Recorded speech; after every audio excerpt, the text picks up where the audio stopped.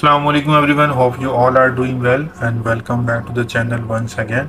के बारे में आज आपको बताने जा रहा हूँ। वो नेक्स्ट स्कॉलरशिप है जो कि जापानीज गवर्नमेंट हर साल ऑफर करती है पाकिस्तानीज को, और इसमें अप्लाई करने के दो ट्रैक हैं। एक फर्स्ट जो होता है वो एम्बेसी, एक यूनिवर्सिटी ट्रैक। जो कि यूनिवर्सिटी ट्रैक है उसके एडमिशन ऑलरेडी क्लोज हो चुके हैं। जो अभी जिसकी डेडलाइन ओपन हुई है वो एम्बेसी ट्रैक है। तो सबसे पहले मैं आप इसमें वीडियो में कुछ चीजें आपको बता दूंगा, एप्लीकेशन फिल करना भी बताऊंगा, ठीक है। तो वीडियो को आपने पूरा देखना है, तब आपकी सारी चीजें आपको समझ आ जाए। सबसे पहले मैं आप चीज बता दूं, जो बैचलर के लोग अप्लाई करेंगे, जिन्होंने इंटरमीडिएट में अप्लाई करना है, इंटरमीडिएट से मतलब अंडर ग्रेजुएट में अप्लाई करना है, ठीक है, वो 31 मई तक करेंगे, वो इसमें अप्लाई कर सकते हैं। उसके बाद जो मास्टर्स और PhD के जो लोग अप्लाई कर रहे हैं वो 27 मई तक अप्लाई करते हैं। उससे पहले पहले आपने अप्लाई करना है। तो सबसे पहले अप्लाई करने का तरीका देख लेते हैं। वो ये है कि सबसे पहले मैं नीचे लिंक डिस्क्रिप्शन में दे दूंगा। हमने सबसे पहले आपको मार्कशीट चाहिए। मैं मार्कशीट के बाद मैं आपको आगे जाकर बता देता हूँ कि ये क्या चीज़ है। इसके बाद आपको एप्लीकेशन फॉर्म चाहिए। एप्लीकेशन फॉर्म है जो हम फिल करेंगे यहाँ इसी वीडियो में, आपको बताऊंगा कि आपने कैसे फिल करना है। उसके फिल करने के बाद आपको इंटरमीडिएट, जैसा कि मैं बैचलर में अप्लाई कर रहा हूँ तो मुझे मेरी इंटरमीडिएट की डिग्री और ट्रांसक्रिप्ट, ठीक है, ट्रांसक्रिप्ट से मतलब मैं वही कह लेता हूँ, रिजल्ट कार्ड कह लें आप, और मेरी मैट्रिक की डिग्री वगैरह, इनको मैंने एम्बेसी को सेंड करना है। बेसिकली स्कॉलरशिप में अप्लाई करने का तरीका ये होता है कि हमने अपने डॉक्यूमेंट्स को एम्बेसी को सेंड करने होते हैं, बाय पोस्ट सेंड करने होते हैं। ईमेल सेंड नहीं करने, आपने बाय पोस्ट सेंड करने हैं। और दूसरी चीज आपको बता दूं कि आपने डॉक्यूमेंट्स को ओरिजिनल फॉर्म में नहीं सेंड करना, आपने हमेशा उनकी कॉपीज की, जो ओरिजिनल कॉपीज होती हैं, उनको सेंड करना है। अब ओरिजिनल कॉपीज क्या है? फॉर एग्जांपल अगर आपके पास इंटरमीडिएट की डिग्री है, उन्हें यहाँ पे ओरिजिनल का लिखा हुआ है, तो मैं क्या करूंगा, मैं इसकी जो ओरिजिनल मेरी डिग्री होगी मैं उसकी कलर कॉपी करवा के सबसे पहले मैं इसको अपने स्कूल से अटेस्ट करवाऊंगा। उसके बाद मैं उसको मुफा से या HEC से, आपको पता ही होगा कि जो कि बैचलर जो लोग मास्टर के लिए अप्लाई करेंगे वो लोग HEC से करवाएंगे, और जो लोग इसके लिए अप्लाई करेंगे इंटरमीडिएट के लिए वो लोग मुफा से और मिनिस्ट्री ऑफ फॉरेन अफेयर्स से करवाएंगे। आपके डॉक्यूमेंट्स इनसे अटेस्ट होना जरूरी है। मैं फिर बता दूं कि आपने कॉपी सेंड करनी है, आपने ओरिजिनल डॉक्यूमेंट्स को सेंड नहीं करना। मैं आपको बता देता हूँ, मेरे पास अगर डिग्री है मैं उसकी कलर कॉपी करवाऊंगा, पहले अपने स्कूल से करवा लूंगा, बाकी जो नॉर्मल प्रोसीजर होता है अटेस्टेशन का मैं वो करवा लूंगा।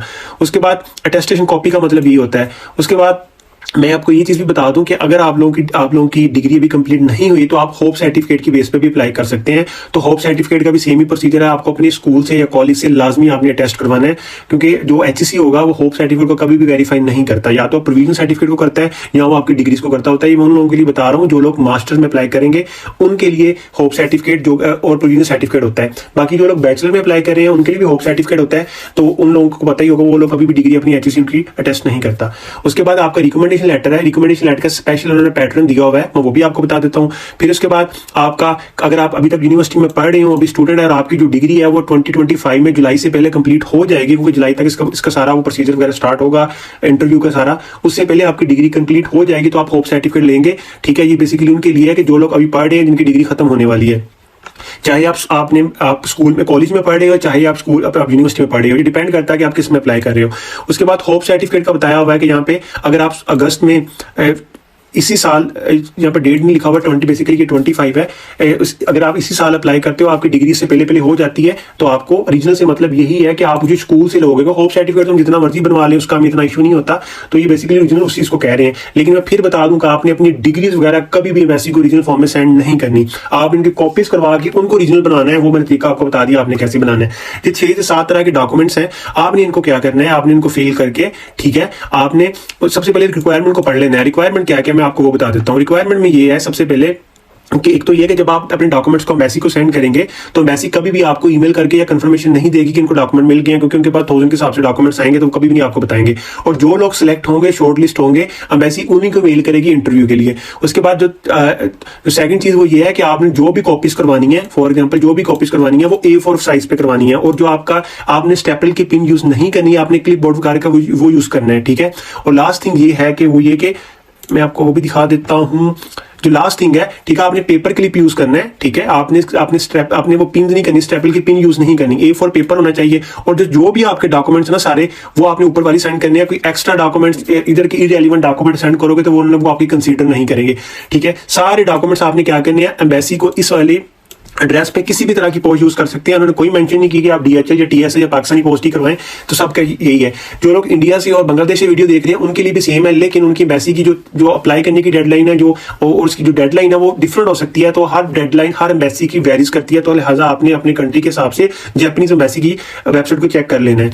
उसके अलावा मैं एक चीज आपको और बता दूं, जो लोग इस्लामाबाद से और पंजाब से हैं वो इस्लामाबाद एम्बेसी में अपने डॉक्यूमेंट सेंड करेंगे, और जो लोग कोयटा वगैरह से हैं वो क्या करेंगे, कराची से वो अपने डॉक्यूमेंट्स है वो कराची कॉन्सुलेट को सेंड करेंगे। सेंड करने का तरीका यही है कि मैंने आपको ऊपर बताया था, सारे डॉक्यूमेंट्स को इन सारी कंडीशन को देखते हुए स्टेपलर लगाना, A4 का पेपर होना चाहिए, सारी चीजों को देखते हुए आपने उनको अच्छे से पैक करके रैप करके एम्बेसी को ईमेल करना है। ठीक है, ये तो अप्लाई करने का तरीका। अब दूसरी चीज का मार्कशीट क्या है, बेसिकली मार्कशीट ये है कि अगर आपने अपनी सारी डिग्रीज की डिटेल लिखनी है, मैं आपको दिखा दूं ये क्या है। ये इस तरह की आपको मार्कशीट होगी। आप बैचलर के लिए अप्लाई कर रहे हो, आप यहाँ पे अपनी इंटरमीडिएट की, उसके बाद मैट्रिक की कितने मार्क्स थे और कितनी परसेंटेज थी, सारा आप यहाँ पे डिटेल लिखोगे। लिखने के बाद ठीक है, आप क्या करोगे, सारे इस फॉर्म को फिल करोगे, इसका प्रिंट ले लोगे, प्रिंट लेके साथ आप इसको अटैच करोगे। ठीक है, उसके बाद जो फॉर्म है, फॉर्म ओरिजिनल का मतलब ये है कि आप इस फॉर्म को कंप्यूटर की मदद से जब फिल करेंगे और इस वाले को जो प्रिंट करेंगे, तो इसका मतलब ओरिजिनल ये है, इसका मतलब ये नहीं कॉपी है। मैं एक चीज आपको बता दूं, जब आप इस लिंक पे क्लिक करेंगे तो एक नई वेबसाइट ओपन हो जाएगी। यहाँ पे आपने फॉर्म कैसे डाउनलोड करना है वो मैं आपको बता देता हूँ। आपने ये वाला एप्लीकेशन फॉर्म डाउनलोड कर लेना, ये वाला, मैं इसका लिंक डिस्क्रिप्शन में दे दूंगा। 2026 का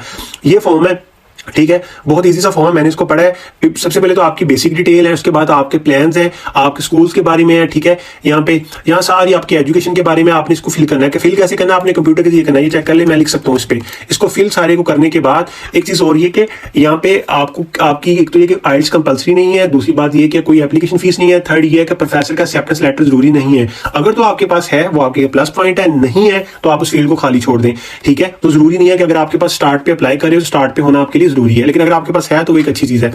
यहाँ पे चॉइस का मतलब ये कि आप किस किस फील्ड में मेजर में अप्लाई कर रहे हैं। तो डिफरेंट यूनिवर्सिटीज आपको पता होना चाहिए कि आप किस फील्ड में अप्लाई करना चाह रहे हो। आपने अपनी चॉइस के अकॉर्डिंग लिखना है। मैं कहता हूँ जी मैंने फॉर एग्जांपल कंप्यूटर साइंस में करना है, सॉफ्टवेयर में करना है, डाटा साइंस में करना है। ठीक है, चॉइस में यूनिवर्सिटीज का आ जाता है। ठीक है, और आपने उनकी रीजन लिखनी है। यहाँ पे आपको पता होना चाहिए, बेशक अभी आपको इतना इन्फॉर्मेशन नहीं है, लेकिन आपको इतना जरूर पता होना चाहिए कि आप किस फील्ड में अप्लाई कर रहे हो।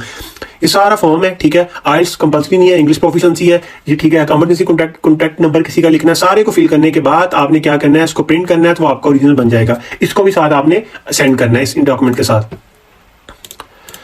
उसके बाद ये वाली मैं आपको ऑलरेडी चीज बता चुका हूँ आपकी डिग्रीज के बारे में। ठीक है, आपके पास डिग्रीज जो है वो उसकी कॉपी सेंड करनी है, और वो टेस्ट आपके स्कूल से होना जरूरी है। बाकी ये रिक्वायरमेंट है, ये आप इसको पढ़ लीजिएगा, क्योंकि हर बंदे के डिफरेंट सिनेरियो हो सकता है। उसके बाद रिकमेंडेशन लेटर का एक पैटर्न दिया हुआ है, आपने इसको फिल करना है। ठीक है, ये वाला मैं आपको दिखा देता हूँ। ये वाला आपने ये भी अपने प्रोफेसर से फिल करवाना है। एक पेज का रिकमेंडेशन लेटर है। ठीक है, आपका नाम शाम आ जाएगा सारा, आपका आप अपने प्रोफेसर को देंगे प्रिंट करके, वो उसको फिल करके, ठीक है, फिल करेगा। फिल करने के बाद नीचे स्टैंप वगैरह लगा देगा। तो आपने ये वाला रिकमेंडेशन लेटर साथ सेंड करना है, ओरिजिनल सेंड करना है जिसपे वो स्टैंप लगाएगा। ठीक है, उसके बाद बाकी चीजें आपने देखी हैं, ये सारी डॉक्यूमेंट्स जैसे मैंने आपको बताया, आपने इस एड्रेस पे सेंड कर देने हैं। उसके बाद मैं आपको मास्टर का बता दूं, मास्टर्स और PhD के लिए थोड़े से डॉक्यूमेंट डिफरेंट है, वो मैं ओपन कर लेता हूं। सिंपल मैं मास्टर्स पे आ गया हूं, PhD पे आ गया हूं, जिनकी 27 डेडलाइन है। इसमें भी ये तरीका है, ऑलमोस्ट डॉक्यूमेंट सेम ही है, सिर्फ ये रिसर्च प्लान है। ठीक है, रिसर्च प्लान के बारे में यहाँ पे टेम्पलेट दिया हुआ है। ठीक है, ये भी आपने फिल करना है। ये वाला ये बैचलर के लिए नहीं है, लेकिन ये मास्टर और PhD वालों के लिए मैं उनको लाजमी रिकमेंड करूंगा कि वो लाजमी फिल करें। एक तो कि आपकी प्रीवियस किस बारे में थी और आप आगे क्या करना चाह रहे हो जापान में, उसके बारे में लिखना है, उसको फिल करना है, प्रिंट करना है, और इसको भी साथ एप्लीकेशन के आपने अटैच करना है। उसके बाद अटेस्टेड कॉपी मैं आपको बता चुका हूँ। होप सर्टिफिकेट भी बेशक अप्लाई हो, लेकिन अटेस्टेड होना जरूरी है। ठीक है, उसके बाद ये वाले सिनेरियो आप इसको पढ़िएगा, क्योंकि हर बंदे का डिफरेंट सिनेरियो हो सकता है। आपकी ट्रांसक्रिप्ट यूनिवर्सिटी की डिग्री है, वो भी ओरिजिनल कॉपी, का मतलब मैं आपको बता चुका हूँ, ओरिजिनल नहीं होती। इसका मतलब है कि आपने कॉपी करवा के इसको टेस्ट करवाना है। रिकमेंडेशन लेटर का पैटर्न, ओरिजिनल का मतलब वही है जो आपको पैटर्न दिया हुआ है उन्होंने, उसको फिल करवाना है अपने डीन से, प्रोफेसर से। आपने अब्स्ट्रैक्ट जो है वो भी PhD के लिए जरूरी है। मास्टर वालों को मैं रिकमेंड करूंगा कि आप लाजमी लिखें, से आपकी एप्लीकेशन स्ट्रॉन्ग होगी। उसके बाद रिकमेंडेशन लेटर आ जाता है, वो अगर आप अभी जॉब कर रहे हैं तो आप अपने एम्प्लॉय से लिख सकते हो। बाकी ये सारे पॉइंट्स वही हैं जो मैं आपको पीछे बता चुका हूँ। A4 वगैरह सारे ये सेम डॉक्यूमेंट्स वही आपने इस वाले एड्रेस पे सेंड करना है। जिस सिटी से आप बिलोंग करते हो उसके अकॉर्डिंगली आपने यहाँ पे इनको सेंड करना है। इसके अलावा मैं कुछ क्वेश्चन आपको बताना चाह रहा हूँ, ये फैक है। सबसे पहले ये कि इस जगह पे आपको मेडिकल का बताया होगा। स्टार्ट पे आपको मेडिकल नहीं चाहिए, जब आप एप्लीकेशन फिल करेंगे तो आपको मेडिकल सर्टिफिकेट नहीं चाहिए। मेडिकल सर्टिफिकेट का भी उन्होंने टेम्पलेट दिया हुआ है, ये आप किसी अच्छे डॉक्टर से, प्रोफेशनल से आपको फिल करेगा। लेकिन स्टार्ट पे ये जरूरी नहीं है, कुछ टेस्ट के बारे में बताया हुआ है, वो करवा के फिर ये डॉक्टर आपके बारे में फिल करेगा। ठीक है, ये स्टार्ट पे उन्होंने बोला होगा कि फिल करना जरूरी नहीं है। उसके बाद यह है कि हर आपको जो भी डॉक्यूमेंट्स है वो आपको एम्बेसी की वेबसाइट से मिल जाएगा। A4 पे आपने डॉक्यूमेंट्स प्रिंट करवाने हैं, पेपर क्लिप यूज करने हैं। उसके बाद ये है कि आपने आप हैंड रिटन भी कर सकते हो। ठीक है, आपने दोनों तरह का टाइप भी कर सकते हो और हैंड रिटन भी कर सकते हो। एक चीज ये जो एम्बेसी ने भी लिखी हुई है, all copies of transcript and degree should be attested to relevant university. आपकी डिग्री यूनिवर्सिटी से, आप बेशक आप स्कूल में हो, आप बैचलर के लिए अप्लाई कर रहे हो, आपकी इंटरमीडिएट की डिग्री हो, चाहे आप मास्टर के लिए या पीएचडी के लिए अप्लाई कर रहे हो, जो भी आपकी डिग्री होगी वो आपकी यूनिवर्सिटी से होनी चाहिए।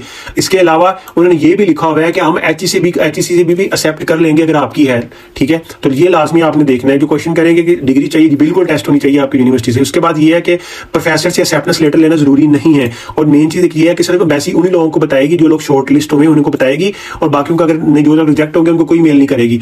इसके अलावा एक चीज बता दूं, यहाँ पे डेडलाइन उन्होंने गलत लिखी हुई है, 10 मई लिखी हुई है, क्योंकि इसकी डेडलाइन है वो 10 मई नहीं है, 31 बैचलर की है और 27 मास्टर और पीएचडी वालों की है। ये कुछ उन्होंने कुछ क्वेश्चन बताए हुए थे, ये आप लोगों ने इसको पढ़ लेना है, ये मैंने यहाँ से डाउनलोड किया था। इसके अलावा एक चीज मैं आपको और बताऊंगा, वो ये है कि मैं इसको पहले बंद कर देता हूं सबको।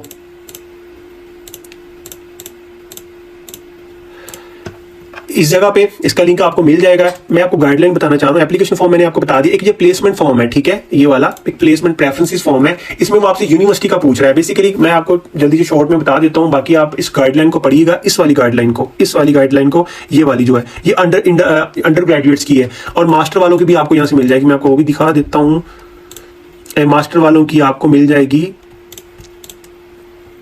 सॉरी इधर से नहीं, इधर से, इस जगह से आपको मास्टर की गाइडलाइन मिल जाएगी। जब तक आप इसको पढ़ेंगे नहीं, आपको चीजें समझ नहीं आएगी।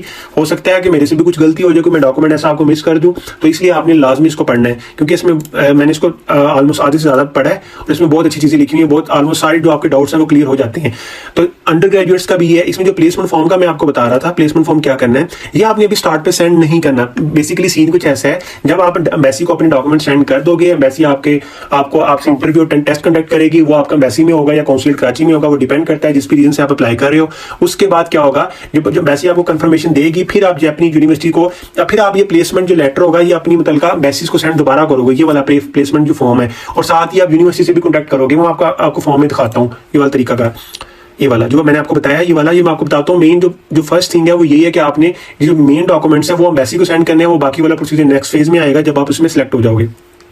सबसे पहले मैं आपको बता दूं, मैंने किया हुआ था, ये सारे डॉक्यूमेंट्स है, रिक्वायर्ड डॉक्यूमेंट्स है, ठीक है, ये आपने क्या करना है, एम्बेसी को सेंड करने हैं, मैंने आपको बता दिया है। उसके अलावा जो इस पीडीएफ की गाइडलाइन है, इस वाली की, मैंने इसको हाफ से ज़्यादा रीड आउट किया है। उसमें ये था कि सबसे पहले कुछ रिक्वायरमेंट थी, वो ये थी कि एज के बारे में, ठीक है, एज के बारे में ये थी कि इतनी आपकी एज होनी चाहिए, ठीक है, आपके डॉक्यूमेंट्स है, पाकिस्तान डेफिनेटली अप्लाई कर सकते हैं। जो लोग अप्रैल में आएंगे, ठीक है, अप्रैल 26 में उनकी डिग्री कब तक चलेगी, इसके बारे में लिखा हुआ है। उसके बाद डिग्रीज लिखी, ये सारे डॉक्यूमेंट्स लिखे हुए थे, ठीक है ना। डॉक्यूमेंट्स में आपको सेक्शन दिखाता हूँ। उसके बाद स्टाइपेंड का आपको बता दूं, जो कि एक तो आपको रिटर्न टिकट मिलेगा, एक आपको जापानीज कोर्स भी पढ़ाया जाएगा। वो डिपेंड कर, बैचलर को तो मस्ट है, लेकिन जो मास्टर होते हैं और पीएचडी वाले हैं उनके लिए ऑप्शनल है, वो चाहें तो ठीक है, वरना नहीं, लेकिन डेफिनेटली आपको पढ़ना चाहिए, आपको जुबान आ जाती है। उसके बाद जो नॉन रेगुलर स्टूडेंट है उनकी स्टाइपेंड इतनी है, जो कि पाकिस्तानी अप्रोक्सीमेटली 2 लाख प्लस बनती है। मास्टर्स की इतनी है और पीएचडी कितनी है। इसके अलावा पीएचडी वाले को स्पेशल अलाउंस भी कुछ मिलेगा, ट्यूशन फी आ जाएगी, और आपको जापान की टिकट मिल जाएगी, प्लस आपको ट्रांसपोर्ट अलाउंस भी मिलेगा जो विद इन जापान आप स्टार्टिंग के दिनों में ट्रैवल करोगे। बाकी टाइमलाइन है नीचे, सारा इसका प्रोसीजर सारा बताया हुआ है, वो सारा पीडीएफ में ही है, जो मैंने इस पीडीएफ में देखा, वो मैं आपको दिखाता हूँ। एक चीज ये भी कि इसमें मेडिकल के भी कोर्सेज हैं, जो लोग पूछते हैं मेडिकल की नहीं है, मेडिकल के जरूर आपको कोर्स मिल जाएंगे। ये वही चीजें हैं जो मैंने आपको बताया। अप्रैल 2026 में अगर आप आते हो तो कब तक आपकी डिग्री चलेगी। अगर आप अक्टूबर 2026 में आप जापान आते हो, ठीक है, जो 6 मंथ का पीरियड होगा, उसमें वो आपको लैंग्वेज प्रिपरेटरी कोर्स का सिखाएंगे। ये बेसिकली वो चीजें लिखी हुई हैं, लेकिन आप उसको जरूर देखिएगा। स्कॉलरशिप के बेनिफिट्स का मैं आपको बता चुका हूँ कि मास्टर वगैरह को क्या क्या मिलेगा, आपको ट्रैवल एक्सपेंस मिलेगा, ट्रांसपोर्टेशन मिल जाएगी, और ट्रांसपोर्ट आपको जापान से मिलेगी, जो स्टार्टिंग पे आपको विद इन मिलेगा, वो आप इसको पढ़ोगे, आपको समझ आ जाएगी, आपको उसके बाद टिकट मिल जाएगी। एक चीज ये भी बता दूं कि आपकी जो स्कॉलरशिप है ये आपकी सस्पेंड कर सकते हैं, कुछ टर्म्स एंड कंडीशन लिखी हुई है, वो ज्यादातर इसमें नॉन क्रिमिनल एक्टिविटी की भी है, वो आपने इसको देखना है किस बेस पे आप भी कर सकते हैं। ये चीज मैं जो आपको बताना चाह रहा था वो ये है कि सबसे पहले आप अप्लाई करोगे, ठीक है, इसकी जो डेडलाइन है वो मई तक है। मई में आप अप्लाई करो। फर्स्ट स्क्रीनिंग में जो वैसे आपसे आपके डॉक्यूमेंट्स को चेक करेगी, फिर आपके वो इंटरव्यू फर्स्ट स्क्रीनिंग जब आपकी पास हो जाएगी, जो मैंने आपको फॉर्म दिखाया है वो आप अपनी मुतलका एम्बेसी को सेंड करोगे, ये वाला ये लिखा हुआ है प्रोविजनल फॉर्म के बारे में, आप इसको पढ़ोगे, यहाँ पे आपको पड़ेगा ये वही फॉर्म है जो पीछे मैंने आपको प्लेसमेंट फॉर्म दिखाया वो वाला, ठीक है। ये सारा स्क्रीनिंग का प्रोजेक्ट है, एक उन्होंने प्रॉपर इसकी गाइडलाइन दी हुई है। फिर आपको सेकंड है, आखिरी स्टेप पे जाके आपको एम्बेसी जो है, जो मैक्स किसलिए कह रहा हूँ कि ये एम्बेसी ट्रैक है, जो मैक्स स्कॉलरशिप वाले हैं वो आपको वो दे देंगे। उसके बाद डॉक्यूमेंट्स ये सारे हैं वो हैं, ठीक है, डॉक्यूमेंट्स भी हैं, ठीक है, ये आपको यहाँ से पता चल जाएगा। लेकिन ये स्टार्टिंग वाला प्रोसीजर नहीं है। इन शॉर्ट ये है कि पहला फेज में सब आपने डॉक्यूमेंट्स वो सेंड करने हैं, बाकी फर्स्ट स्क्रीनिंग में क्या होगा, सेकंड में क्या होगा, वो सारा आपको यहाँ पे पता चल जाएगा। और मेडिकल में आपको बता चुका हूँ, यहाँ पे कुछ डॉक्यूमेंट्स ऐसी हैं जो कि स्टार्टिंग पे नहीं चाहिए, ठीक है। ये आपको पीडीएफ में आप बताऊंगा नीचे, आप इसका लिंक नीचे डिस्क्रिप्शन में दूंगा, आप इसको लाजमी पढ़िएगा। इन शॉर्ट ये है कि आपने ये जो मेन डॉक्यूमेंट्स हैं, ठीक है, इन सबको आपने इनको पढ़ के एम्बेसी को सेंड करना है, मास्टर और पीएचडी वालों के लिए। फिर आपने वेट करना है, जो भी एम्बेसी होगी आपको उसका तरीकाकार बताएगी। मैं इसका लिंक नीचे डिस्क्रिप्शन में दूंगा, दोनों पीडीएफ्स का, उसको लाजमी देखिएगा, ठीक है, ताकि आप लोगों को चीज़ अगर कोई मैं मिस कर गया हूँ आपको पता चल जाए। तो वीडियो आज की मैक्स स्कॉलरशिप में अप्लाई करने का, अगर आपको वीडियो अच्छी लगी है तो वीडियो को लाइक और शेयर लाजमी कीजिएगा।